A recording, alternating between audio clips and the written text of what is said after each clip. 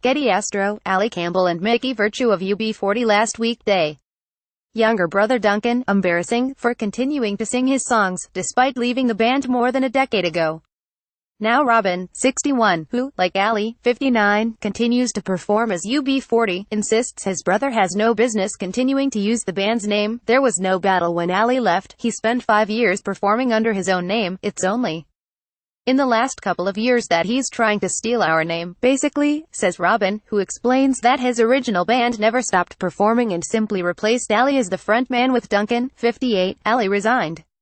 He didn't start the band. We were a democratic band that he chose to leave, thereby leaving the remaining members to carry on as UB40, and that is what we did. He never owned the name and we never split up. We carried on performing and recording as UB40, and for Ali, 5 years later, to decide that he can use our name is ludicrous. The Can't Help Falling in Love singer Ali has since teamed up with fellow former bandmates Mickey Virtue and Astro, and their new album A Real Labor of Love hit the shops yesterday. Surely they could just make up over a glass of red wine. The sister of the late actress Sharon Tate has accused Leonardo DiCaprio and Brad Pitt of cashing in on her murder. Getty. Sharon Tate's sister Deborah has accused Leonardo DiCaprio and Brad Pitt of cashing in on her murder. As we revealed on Thursday, the two Hollywood hunks have signed up to star in Quentin Tarantino's new film about Sharon's death that shook Hollywood in 1969. To them it's a paycheck. These people just don't care, blasts Deborah Tate, 65, whose 8-month pregnant sister was stabbed to death aged 26 by followers of the late cult leader Charles Manson. They are terribly hurtful to the actual family and all the living victims. They don't give a damn. They are throwing all their social responsibility to the wind. When Jennifer Lawrence was rumored to play Sharon, Deborah griped she's not pretty enough. The role eventually went to Australian Margot Robbie. Emma Bunton has laughed off rumors that she and the Spice Girls will be guests and also perform at the royal wedding, following her ex-bandmate Mel B telling the world on Monday that she'd received a formal invite to the May nuptials of Prince Harry and Meghan Markle. Emma, 42, tells Day, "I am going to have to talk to her. I haven't had an invite. I'm missing something." However, the mum of two would certainly dust off her hat and grab the microphone given half a chance. It'd be fab. I think they need a bit of spice, don't they? Meanwhile, in a less optimistic mood was singer Paloma Faith, 36, who was still reeling from the backlash she received for her antics at last week's Brit Awards. The crybaby star received abuse online for what appeared to be a fake and over-the-top smile when losing out on Best Female to newcomer Dua Lipa, 22. Getty. Spice Girl Emma Bunton has laughed off rumors that the group would perform at the royal wedding. The backlash was down to ism.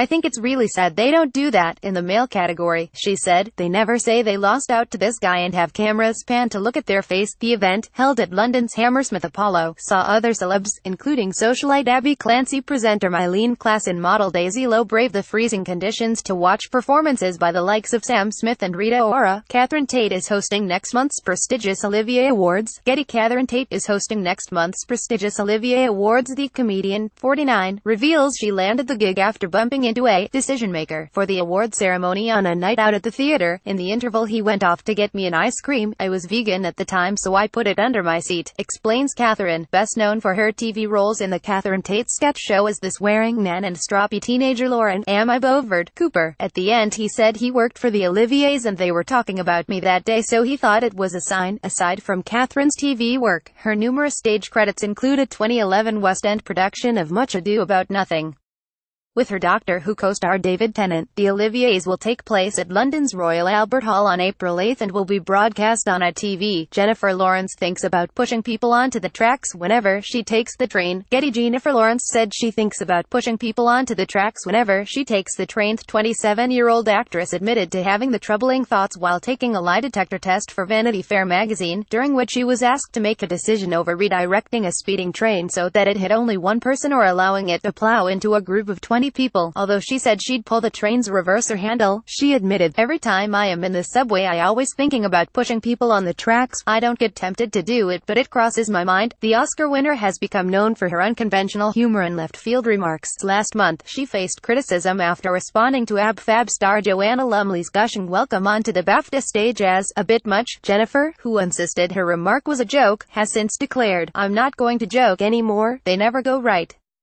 Nobody ever gets it."